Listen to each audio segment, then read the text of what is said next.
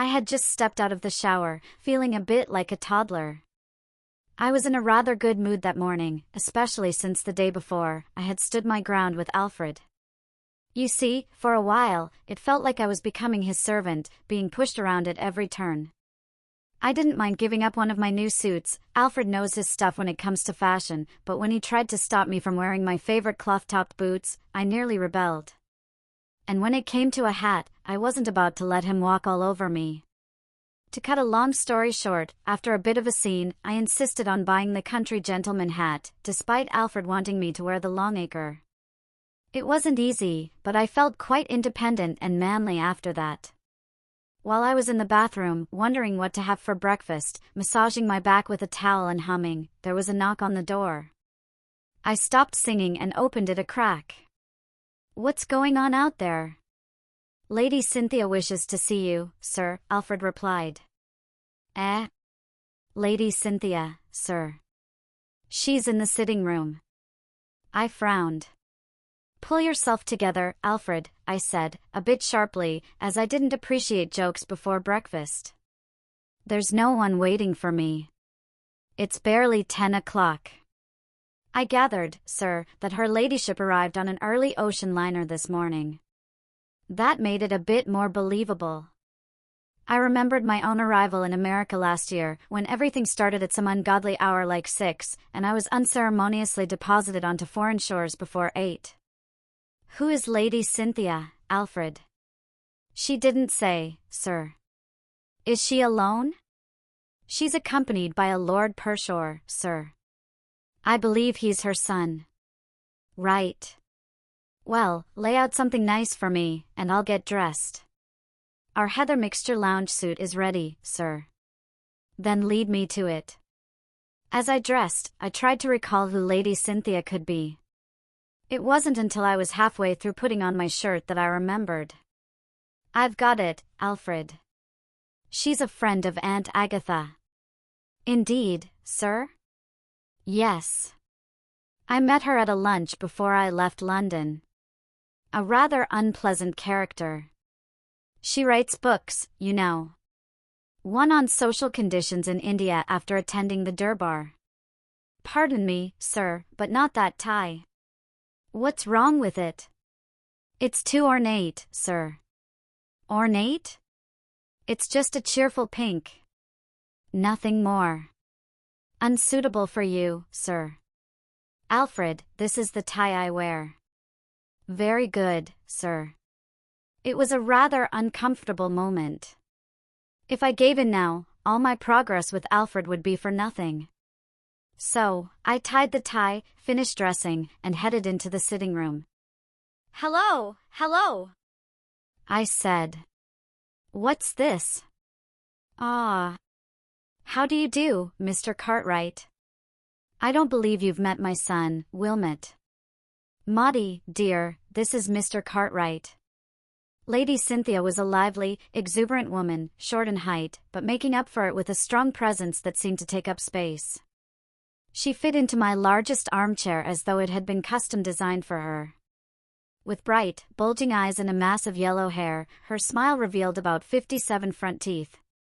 There was something about her that made me feel like a child again, like I had been pulled into the room in my Sunday best to make polite conversation. Definitely not the kind of person I'd want to encounter before breakfast. Maudie, her son, was around 23, tall, thin, and looking rather timid. He had the same yellow hair, though he kept it neatly combed and parted down the middle. His eyes bulged too, but they were dull gray with pink rims. His chin lacked resolve, and he didn't seem to have any eyelashes. He gave off an impression of mildness and awkwardness, a bit like a sheepish, uncertain sort. "Great to see you," I said. "So you've popped over, huh? Planning to stay in America long?" "A month or so. Your aunt gave me your address and told me to be sure to stop by." I was relieved to hear that Aunt Agatha had softened a little. A year ago, I'd been sent to New York to untangle my cousin Gussie from a girl on the music hall stage. By the time I'd finished, Gussie not only married her but joined the stage himself and was doing quite well. Understandably, Aunt Agatha had been upset, and I'd been too nervous to return and face her. It was a relief to know that enough time had passed for her to send friends to check in on me. After all, as much as I loved America, I didn't want to burn my bridges with England, especially with Aunt Agatha around. "I'm sure you'll do anything to help us," Lady Cynthia said. "Of course. Absolutely. Thank you so much. I need you to put dear Maudie up for a little while." I was momentarily confused. Put him up? For my clubs? No. Maudie's not the clubbing type. "Aren't you, Maudie darling?" Maudie, who had been sucking the knob of his cane, broke his silence. "Yes, Mother," he said before returning to his stick. "I don't want him joining any clubs. I mean, put him up here. Let him stay with you while I'm away." The words flowed from her like honey, completely oblivious to the horrid nature of her request. I shot a quick glance at Maudie, who was sitting there with his mouth resting on his stick, staring blankly at the wall. The idea of having this creature living with me for an indefinite period was utterly dreadful. I was on the verge of saying that it was absolutely out of the question, that the first sign of Maudie settling in would have me calling the police, when she continued, her words calmly rolling over me.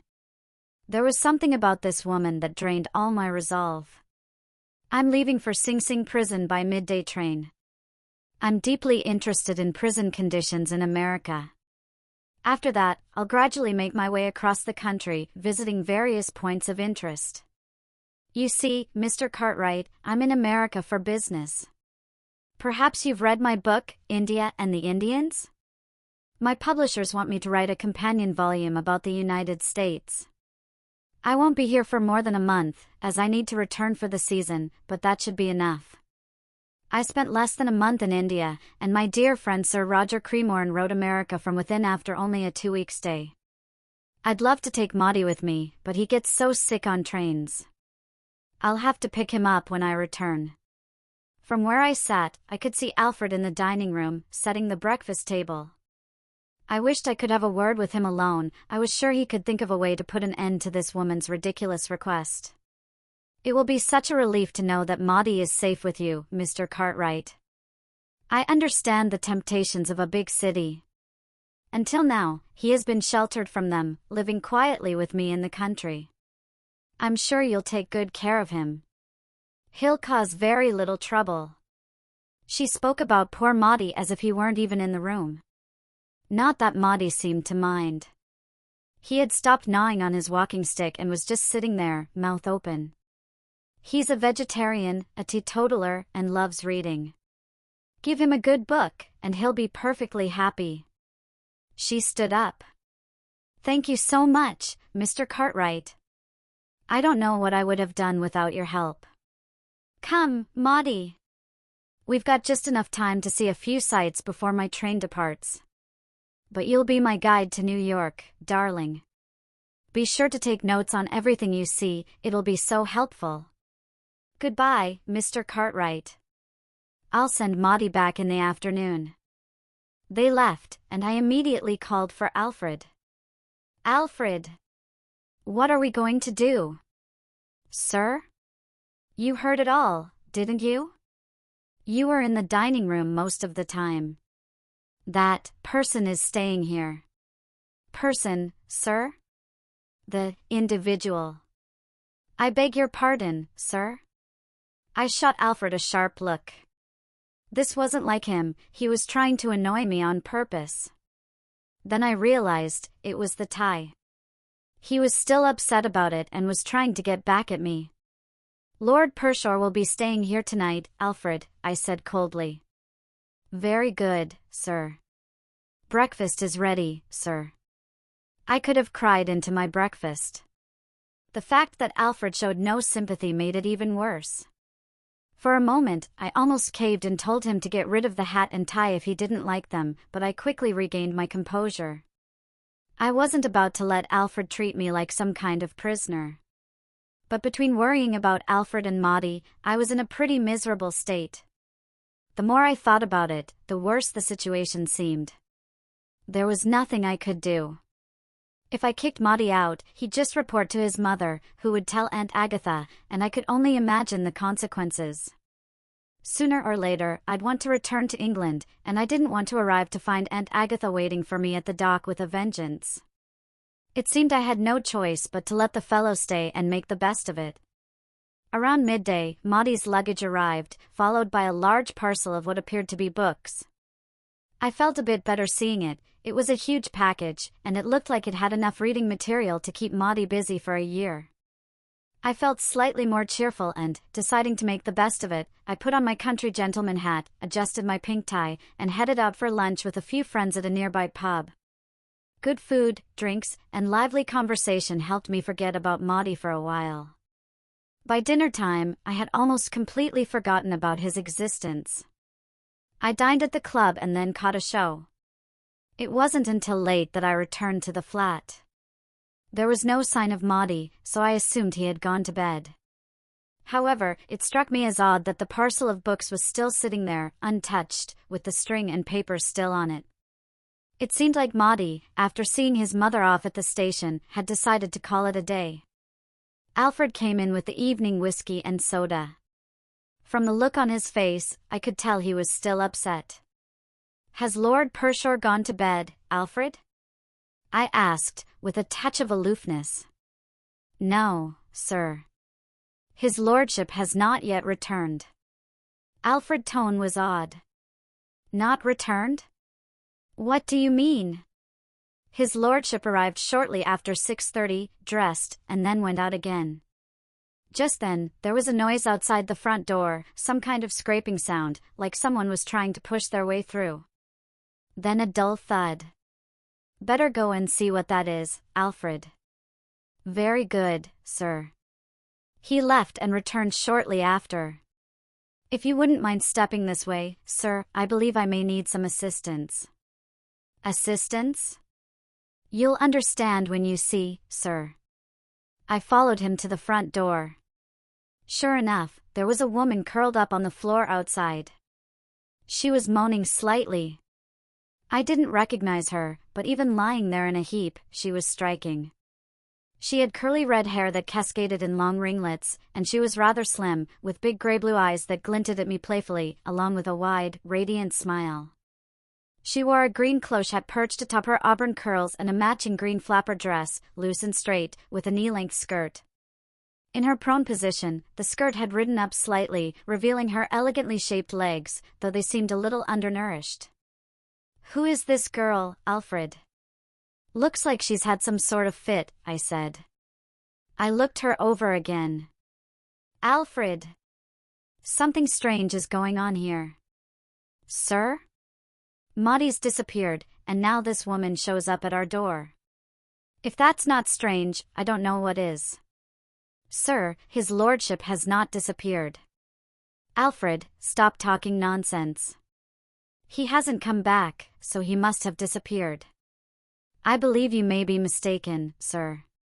Please take a closer look at this young lady." "Alfred, stop blithering." Oh, my word. It can't be." I grabbed the wall for support. My stomach dropped as a cold wave washed over me. "If you would take his lordship's legs while I—" "Great Scott, Alfred! You don't think he can't be?" "I am inclined to think so, sir." And, by Jove, he was right. Once I had the right idea, it became obvious. Maudie wasn't just drunk out of his mind, he was a transvestist. In a previous conversation about psychology, Alfred had mentioned this condition.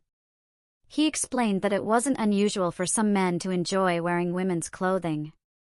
They didn't want to become women, just found comfort in the attire. I had always imagined such individuals as burly, lumberjack types wearing frocks, looking nothing like actual women. But Maudie? He could walk into any bar, tavern, or music hall in the city, and no one would bat an eye. He looked more like a woman than his dreadful mother. It was a huge shock. "You never can tell, Alfred." "Very seldom, sir." "Take away the authority, and where are we?" "Exactly, sir." "Alfred, you knew about this, didn't you?" Yes, sir, I noticed his lordship's attire when he dressed earlier and left the flat. Why didn't you warn me? I did not think it was my place to intrude on his lordship's personal habits, sir. I see. Yes, sir. Well, we'd better bring him in, right? Very well, sir. So, we brought him inside, and Alfred tucked him into bed. I lit a cigarette and sat down to think it all over. I had a bad feeling about this. It seemed like I had gotten myself involved in something far more complicated than I'd anticipated. The next morning, after sipping a thoughtful cup of tea, I went into Maudie's room to investigate. I expected to find him in a terrible state, but there he was, sitting up in bed, bright and chipper, reading a book.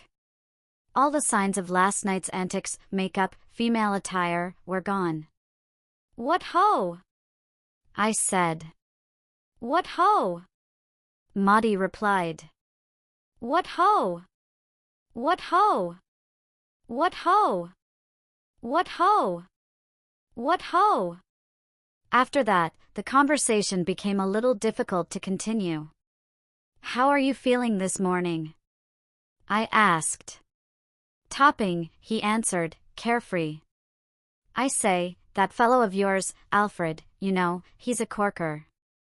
I woke up with a massive headache, and he brought me this strange dark drink. It fixed me right up. Said it was his own invention. I must see more of that lad. He's one of the ones. I couldn't believe this was the same fellow who had been sucking on his cane the day before. He seemed so relaxed, so happy. His gray eyes were bright and lively, a far cry from the dullness they had shown the day before. "You ate something that didn't sit right with you last night, didn't you?" I said, offering him a way out. But he wouldn't have it. No, Maudie insisted, grinning widely. "No," Maudie replied firmly. "I didn't do anything like that. I drank too much. Much too much. Far too much. And, what's more, I'm going to dress up to the nines and do it again. Every night. If you ever see me sober or in trousers, old sport," he added with a touch of dramatic fervor, "just tap me on the shoulder and say, 'Tut. Tut,' and I'll apologize and fix the problem." "But what about me?" I asked. "What about you?" "Well, I'm kind of responsible for you, in a way. I mean, if you keep doing this, I might end up in some sort of trouble." "I can't help your troubles," Maudie said decisively. "Listen, old chap, this is the first time in my life I've had a real chance to enjoy the temptations of a great city and be myself. What's the point of a city full of temptations if girls don't give in to them? Makes it all rather disappointing for the city. Besides, Mother told me to keep my eyes open and collect impressions." I sat down on the edge of the bed, feeling a bit dizzy. "I know exactly how you feel, old sport," Maudie said reassuringly. "And if my principles allowed it, I'd tone it down for your sake. But duty calls. This is the first time I've been let out on my own, and I intend to make the most of it. We're only young once, right? Why stop life's morning? Young woman, rejoice in thy youth. Tra-la. What ho!" Put that way, it did seem somewhat reasonable, albeit rather twisted. "All my life, dear boy," Maudie continued, "I've been cooped up at Much Middlefold in Shropshire, and unless you've been locked up there, you don't know what cooping is. The only excitement we ever get is when one of the choir boys is caught sneaking chocolate during the sermon. When that happens, we talk about it for days. Now I've got about a month in New York, and I plan to make a few happy memories for the long winter evenings. This is my only chance to collect a past, and I intend to do it. Now, tell me, old sport, how does a girl get in touch with that decent fellow Alfred? Do I ring a bell or shout a bit? I'd like to have a word with him about a good stiff brandy and soda." I had vaguely hoped that if I stuck close to Maudie, or Maddie, as he preferred to be called when he was dressed up, and accompanied him, I might be able to act as a bit of a dampener on his wild behavior. What I meant was, I thought if he caught my disapproving gaze while he was in full party mode, he might tone it down a little. I was also worried about his safety. You can't walk around dressed as an attractive woman in New York without drawing attention. If Maddie caught the wrong sort of attention, both her and Maddie could end up in serious trouble. So, the next night, I took Maddie out for supper. It was the last time. I'm a quiet, peaceful sort of chap, and I've spent my life in London, so I enjoy a bit of rational fun. But I think a girl makes herself rather too noticeable when she starts throwing soft-boiled eggs at the electric fan. And sure, decent fun is all well and good, but I draw the line at dancing on tables and having to dash all over the place, dodging waiters, managers, and bouncers, just when you want to sit still and digest your food. What was worse, it seemed there were benefits to being a girl and causing chaos.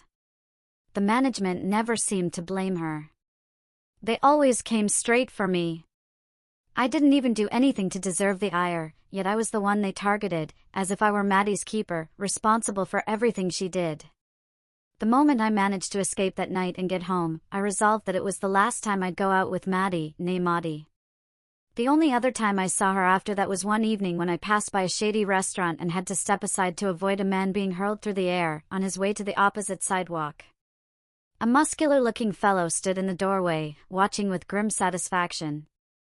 Maddie was there too, in a short blue cocktail dress, watching the man get thrown out. I shook my head at the poor fellow.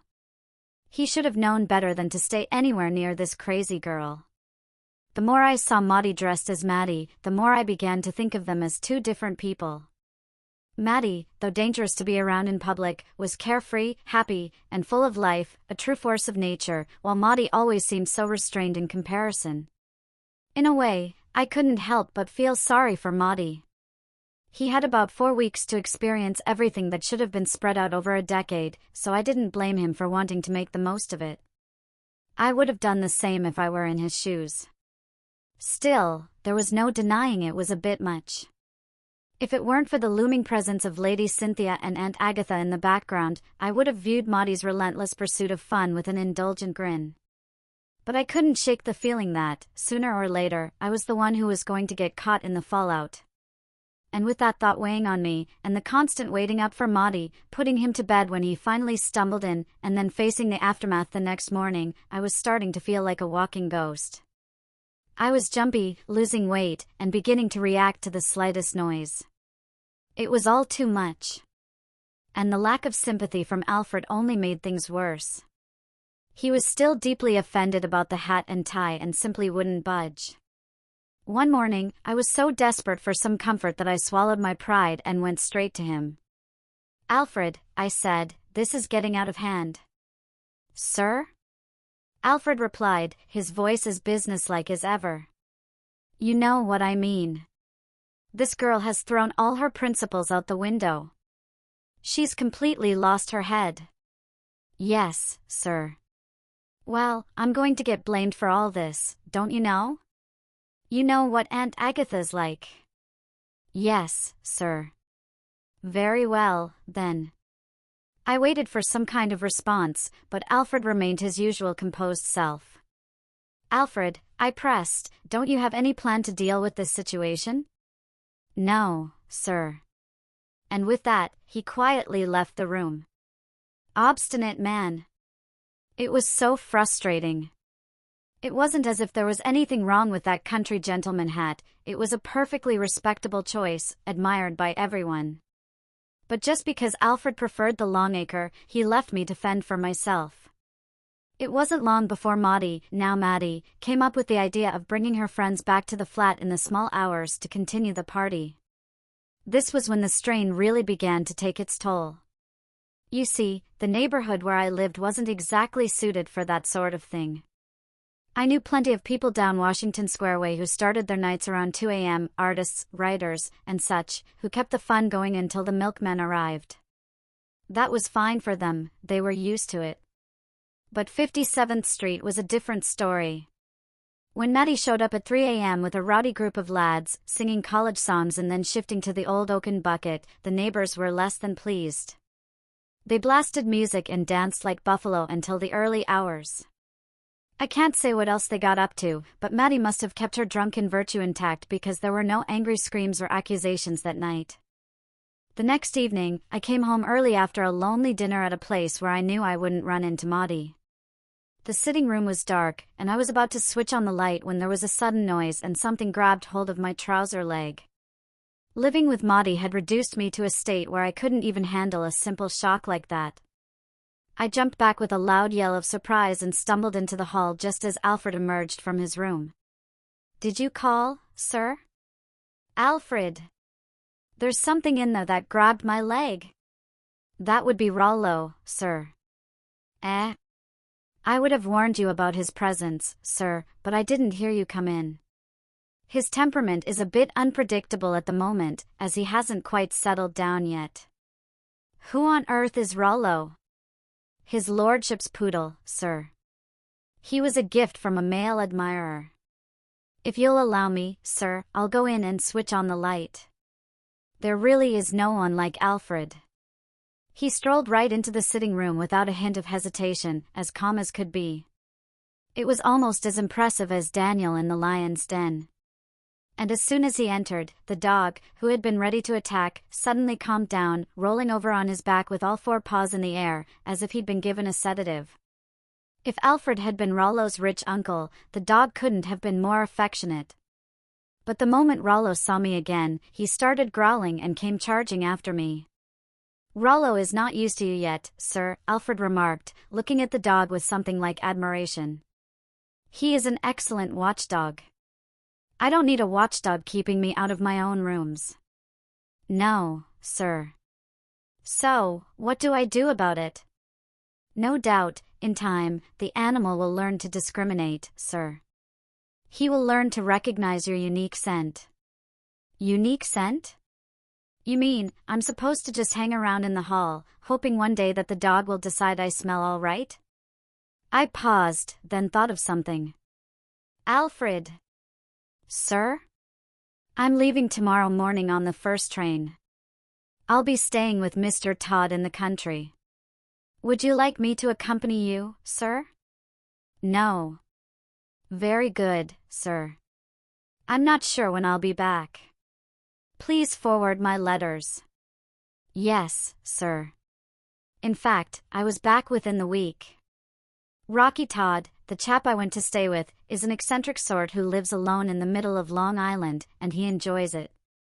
But I'll tell you, a few days in his isolated cottage, miles from anywhere, was more than enough for me. Dear old Rocky is one of the best, but after a few days of that, New York, even with Maddie on the premises, was looking pretty good to me. Time down on Long Island seems to stretch on forever. You can't sleep because of the constant racket from the crickets, and you have to walk 2 miles for a drink and 6 miles for an evening paper. I thanked Rocky for his hospitality and caught the only train they have out there. It landed me back in New York around dinner time. I went straight to the flat, and Alfred emerged from his lair. I glanced around cautiously for Rollo. "Where's that dog, Alfred? Is he tied up?" "The animal is no longer here, sir. His lordship gave him to the porter, who sold him. His lordship developed a prejudice against the dog because its pink color clashed with his red wig. I've never been so pleased by a bit of news." "Splendid," I said. "Is Lord Pershore or Maddie in?" "No, sir." "Do you expect them for dinner?" "No, sir." "Where is he?" "In prison, sir." It felt like stepping on a rake and having the handle smack me in the face. "In prison?" "Yes, sir." "You don't mean, in prison?" "Yes, sir." I sank into a chair, stunned. "Why?" I asked. "He made lewd propositions to a constable while dressed as Maddie, sir." "Lewd propositions?" "Yes, sir." I took a moment to process this. "But Alfred, this is dreadful." "Sir? What will Lady Cynthia say when she finds out?" "I don't think her ladyship will find out, sir. But she'll return and want to know where he is." I rather believe, sir, that his lordship's time will have run out by then. But what if it hasn't? In that case, sir, it may be wise to stretch the truth a little. How? If I may suggest, sir, you could inform her ladyship that his lordship has gone for a short visit to Boston. Why Boston? A very respectable and interesting place, sir. Alfred, I think you've cracked it. I believe so, sir. This is really the best thing that could have happened. If this hadn't come up to stop him, young Maudie would have ended up in a sanatorium by the time Lady Cynthia got back. Exactly, sir. The more I thought about it, the more this prison plan seemed like the best possible outcome. No doubt, prison was exactly what Maudie needed. It would be the perfect way to straighten him out. I felt sorry for the poor fellow, but then again, a man who spent his whole life with Lady Cynthia in a small village in Shropshire wouldn't have much to complain about in prison.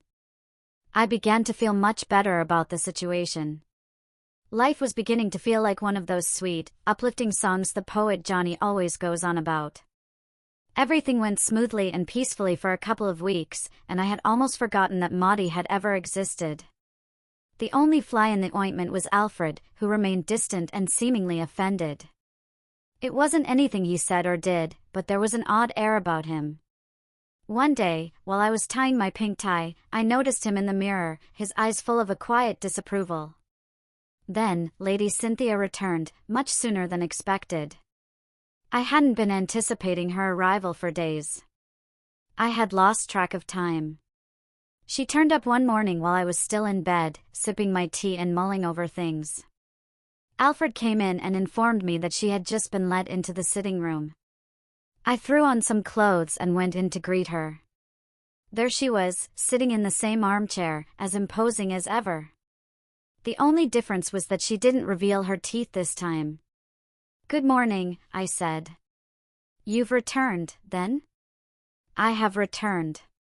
There was a certain chill in her tone, almost as though she had swallowed a cold wind. I assumed it was because she hadn't had breakfast yet. It's only after a decent meal that I'm able to face the world with the kind of sunny disposition that makes me universally liked. I'm no good until I've had a couple of eggs and a cup of coffee. "I suppose you haven't had breakfast yet?" "I have not, sir." "Would you like an egg or something? Or a sausage?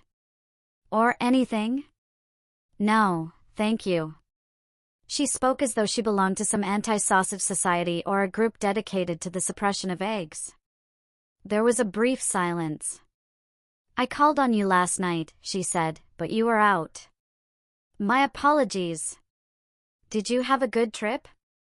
"Extremely, thank you." "See everything?" "Niagara Falls, Yellowstone Park, the Grand Canyon, and so on?" "I saw quite a bit." Another slightly awkward silence followed.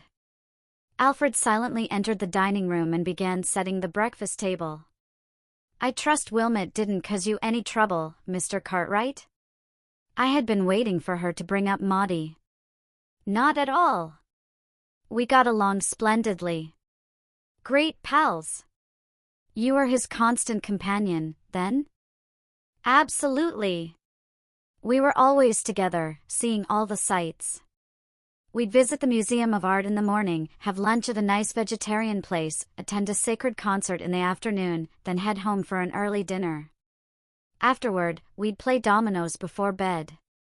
We had a fantastic time. I was rather sorry when he left for Boston." "Oh, Wilmot is in Boston?" "Yes. I should have let you know, but of course, we couldn't reach you. You were off gallivanting around, dodging everywhere, and we couldn't get hold of you." "Yes, Maudie went off to Boston." "Are you sure he went to Boston?" "Absolutely." I called out to Alfred, who was in the next room arranging the forks and such. "Alfred, did Lord Pershore change his mind about going to Boston?" "No, sir." I thought I was right. Yes, Maudie went to Boston. Then how do you explain, Mr. Cartwright, that when I went to Blackwell's Island prison yesterday afternoon to gather material for my book, I saw poor, dear Wilmot there, dressed in a striped suit, sitting beside a pile of stones with a hammer in his hands? I struggled to come up with a response, but my mind went blank. A fellow needs a lot of mental fortitude to handle a shock like this. I tried to think, but between my brain and the rest of me, nothing moved. I was speechless. Luckily, I didn't have time to fill the silence with any idle chatter. Lady Cynthia took the reins of the conversation, as if she'd been waiting to unleash it all. So, this is how you've looked after my poor, dear boy, Mr. Cartwright. This is how you've betrayed my trust. I left him in your care, thinking I could rely on you to protect him from harm. He came to you innocent, unknowing of the world's temptations, and you led him astray. I had nothing to say. All I could picture was Aunt Agatha hearing all this and preparing to sharpen the axe for my return. You deliberately. From far off, a soft voice interrupted. If I may explain, your ladyship. Alfred had quietly entered from the dining room and appeared on the rug. Lady Cynthia tried to freeze him with a glare, but Alfred is impervious to that sort of thing. I believe, your ladyship, that you have misunderstood Mr. Cartwright. He may have been under the impression that his lordship was in New York when he was taken away. When Mr. Cartwright informed you that his lordship had gone to Boston, he was relying on the information I had given him. Mr. Cartwright was away visiting a friend in the country at the time and had no knowledge of the situation until your ladyship informed him. Lady Cynthia grunted, but Alfred was unmoved. I feared Mr. Cartwright might be disturbed if he knew the truth, as he is so attached to his lordship and has taken such care in looking after him, so I took the liberty of telling him that his lordship had gone for a short visit. It might have been difficult for Mr. Cartwright to believe that his lordship had voluntarily gone to prison, but your ladyship, knowing him better, will surely understand. What? Lady Cynthia stared at him in disbelief. Did you say Lord Pershore went to prison voluntarily? If I may explain, your ladyship, I believe your parting words had a profound effect on his lordship. I have heard him mention to Mr. Cartwright on several occasions his desire to help with your book on America. Mr. Cartwright will attest to the fact that his lordship was often quite depressed, feeling he was doing too little to assist. Absolutely, by Jove. Quite thrilled about it. I said. The idea of personally examining the country's prison system, from the inside, came to his lordship very suddenly one night. He seized upon it with enthusiasm. There was no holding him back. Lady Cynthia glanced between Alfred and me, clearly trying to come to terms with the situation. Surely, your ladyship, Alfred said, it makes more sense to assume that a gentleman of his lordship's character voluntarily entered prison, rather than having committed some crime that led to his arrest? Lady Cynthia blinked, then stood up. Mr. Cartwright, she said, I apologize. I've misjudged you. I should have known Wilmot better. I should have had more faith in his pure, noble spirit. Absolutely. I agreed. Your breakfast is ready, sir, Alfred announced. I sat down and absent-mindedly poked at my poached egg. Alfred, I said, you are truly a lifesaver. Thank you, sir. Nothing would have convinced Aunt Agatha that I hadn't led that fellow into a life of excess and mischief. I believe you are correct, sir. I chewed on my egg for a moment, feeling deeply moved by Alfred's support. It struck me that this was a moment worthy of reward. I paused briefly, then made my decision. Alfred. Sir? That pink tie. Yes, sir. Burn it. Thank you, sir. And Alfred. Yes, sir. Take a taxi and get me that Longacre hat, the one worn by John Barrymore. Thank you very much, sir. I felt incredibly uplifted. It was as if the clouds had parted, and everything was right again. I felt like one of those characters in novels who finally calls a truce with his wife in the last chapter, deciding to forgive and forget. I wanted to do more to show Alfred how much I appreciated him. Alfred, I said, this isn't enough. Is there anything else you'd like? Yes, sir. If I may suggest, $50. $50? It will allow me to settle a debt of honor, sir. I owe it to his lordship. You owe Lord Pershore $50? Yes, sir. I happened to run into him on the street the night he was arrested. He was quite striking, dressed entirely in women's clothing. He wore a black, beaded Sinclair drop-waist flapper dress that came to his ankles and some matching T-strap heels. Very elegant, sir. I'd been thinking for some time about how to persuade him to reconsider his current lifestyle, even if just temporarily. His lordship was a bit flushed and overexcited, and I believe he mistook me for a friend of his. At any rate, when I casually wagered him $50 that he wouldn't try making advances to a passing policeman, he accepted the bet eagerly and, to my surprise, won it. I took out my wallet and counted out $100. Take this, Alfred, I said. 50 isn't enough. You know, Alfred, you absolutely stand alone. I strive to give satisfaction, sir, Alfred replied. If you appreciated this story and wish to show your support, please consider leaving a like and subscribing to my channel.